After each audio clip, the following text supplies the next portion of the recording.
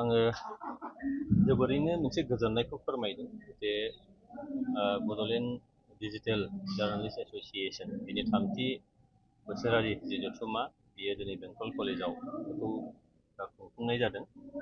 मानोना गोजोननायनि गुबै ओंथिया बेनो जे जोंनि हारिखौ दिनै दानांगौबा दाफुंनांगौबा जोंनो आन्दलन खालामबोदों, सोमावसारबोदों, राजा लामायाव ओंखारबोदों, रेल लामा, मटर लामा जथेदों, बहाबा जोङो माने गेदारिं खालामदों। बेजों हारिया मोनसे लेभेलसिम निस्सय दावखोबोबाय। जों मोनसे जांख्ला जों हयथ' मोनफैबाय। नाथाय जोंहा हारियाव दिनैनि थारिखआव जिथु मेलेमनि दावहा जायो, बे मेलेमनि दावहायाव जों उनफिननानै दङ आरो बे जाहैबाय जोंहा खौरां बिजोंनि गेजेरजों जोङो दावहा नांनांगौ। जोंनि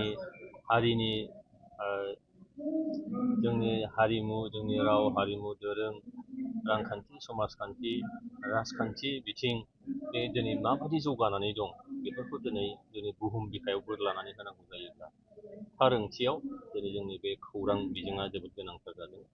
दा जोंहा दिनैनि थारिखआवबो इलेक्ट्रनिक्स मिडिया बेखौ जोङो दिनैबो बानायनो हायाखै। टिभि चेनेल जोंहा दिनैबो जोंजों आखायाव जोंनि सामलायनायाव बे दिनैसिमबो गैया। प्रिन्ट मिडियानि बाथ्रा बुङोबा गांसे गांनै ओंखारदों, बियो मजबुत अबस्थायाव नङा। दा बेजों होनब्ला जोंनाव बोरैहाय कलामनिस्ट ओंखारगोन, बोरै मोनसे क्रिटिक्स मानसिफोर ओंखारगोन, बा जोंनि समाजाव राग'नाय, रांखान्थियाव राग'नाय, गुबुन गुबुन बिथिङाव गियानि मानसिफोरनि जि बाथ्रा बिथांमोना फैनानै बाथ्रा बुंनायनि जिखिनि स्कप, बे स्कपा दिनै गैया जादों। दिनैहाय नुबाय बे टिभि चेनेलनि गेजेरजों, इलेक्ट्रनिक्स मिडियानि गेजेरजों जों नुदों मोनसे हारिमुनि गाग्लोबनाय बे दिनै जाबाय थादों। जेरैहाय सासे उन्दै जोंनि बर' गथ'फोरखौ दिनैनि थारिखआव नायबा नुगोन बे बर' रावखौ मोजां रोङा, खिन्थु हिन्दी रावखौ बिराद एक्सपार्ट। दा बेजों जोंहा मा जालांनो नागिरदों जे हारियाव मोनसे जेनेरेसन गेप फैनायनि मोनसे गिथावथाव मोनसे थासारि फैदों। दा होमब्ला बे लेभेलाव जोंहा खामानि मावग्रा गैया।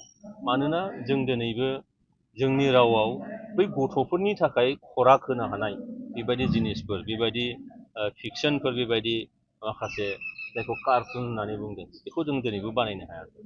हिन्दी बे दिनै बिराद एडभान्समेन्टआव फैबाय, बे दिनै सारा इण्डियाआव बे साग्लोबबाय। दा बेनि साग्लोबनायखौ जुदि जों गैया खालामनांगौ जायोबा बे लेभेलाव जोंहा मानसि ओंखारनांगौ। आरो ओंखारनांगौबा दिनै लाइमोनफ्रा आवगायबोनांगौ, गोरों गोराफ्रा आवगायबोनांगौ। बेखायनो दिनै डिजिटेल खौरां बिजोंनि गेजेरजों खना खनला जानाय जाथायफोर, मोजां मोजां खामानिफोर, बेखौ दिनै रायजोनो बोरलानानै होनांगौ, खोन्थानांगौ, बे मेसेजखौ हैनांगौ। नोंथांमोननि नैबे बड'लेण्ड डिजिटेल जार्नालिस्ट एस'सिएशननि गेजेरजों साफ्रोमबो खौरांगिरिया खना खनला थांनानै जि मेसेजखौ होफैबाय, बेजों दिनै रायजो राजाफ्रा, बर' समाजा निस्सय सांग्रां जाबाय। आरो बेजों जोङो बायजो मुलुगनि माखासे जिनिसफोरखौ दिनै मबाइलनि गेजेरजों एक्सप'जार जों मोननो हाबाय। दा बेनिखायनो आङो जोबोद गोजोननाय मोनदों दिनै बे बड'लेण्ड डिजिटेल जार्नालिस्ट एस'सिएशननि बे जथुमाव फैनानै। आरो बेखौ लांबाय थानांगौ जोङो मेलेमनि दावहा निस्सय जानांगौ। जोंनाव कलामनिस्ट फैनांगोन, जोंनाव मोजां मोजां जार्नालिस्ट फैनांगोन। आं बाव खावलायदेरबाय जास्ट इथिक्सखौ जाहाथे एसे जोङो सोलोंनानै लायो, मेडियानि एथिक्स, नङा होमबा, जार्नालिस्टनि जिखिनि एथिक्स बा नैतिकता, निथि, बे निथिखौ जोंहा लानांगौ। बेनिखायनो अरियेन्टेसन निस्सय नांगोन। आरो बे अरियेन्टेसन मोनोबा जोंनि राफोद लाइमोनफोर, दा जायफोर डिजिटेल बे जार्नालिस्ट एस'सिएशनाव दङ, आरोबाव साबसिनाव खामानि मावनो हागोन, जायजों जोंनि हारिया निस्सय जौगालांनायनि जांख्लाजों आवगायलांगोन। सार, माखासे लाइमोनफ्रा ससियेल मिडियाखौ गावजों गाव नांलायनाय, गाज्रि गाज्रि मुं सोलायनायनि मोनसे थाखोआवसो बाहायनानै दं सार। दा बेखायनो आं खावलायदों जोंनि लाइमोनफोरनि मोनसे बियो आन्दलन जानांगौ। डिजिटेल जुगा जोंनो गोबां जिनिसखौ होफैबाय, गोबांखौ फोरोंबाय। बे डिजिटेलखौ जोङो गाज्रि मिनिङाव बाहायनो नाङा, मोजां मिनिङाव लाबोनांगौ। आरो बिनि गेजेरजों जों बुहुमखौनो नुजोबनो हायो। दा बुहुमावनो जों मोजांखौ जों फोसावहरनो हायो। बेनिखायनो जोंहा फिसा हारि, बिराद जेब्लाबो साफकेटेड मोनसे अबस्थायाव थानाय हारि, बे हारियाव आरोबाव गावजों गाव नांलाय खमलाय खालामलायनानै ससियेल मिडियाखौ जोङो सोरनिबा गाज्रिखौल' फोसावनो, सोरनिबा आखु गाज्रि, सोरनिबा माबा समाजाव सोलि बाथ्रा बा जाथायफोरखौल' फोसावनो आरो बेखौ खुनु इदिट खालामाजासे, खुनु मोनसे फोसाबनाय गैयाजासे एकदम लांथिया रावै जुदि बाथ्राफोरखौ बुङोब्ला हारिया बोरैहाय नोङो सोद्रोम जागोन? सोद्रोम हारिफोर जुदि बुहुमाव दङबा बे बर' हारियानो।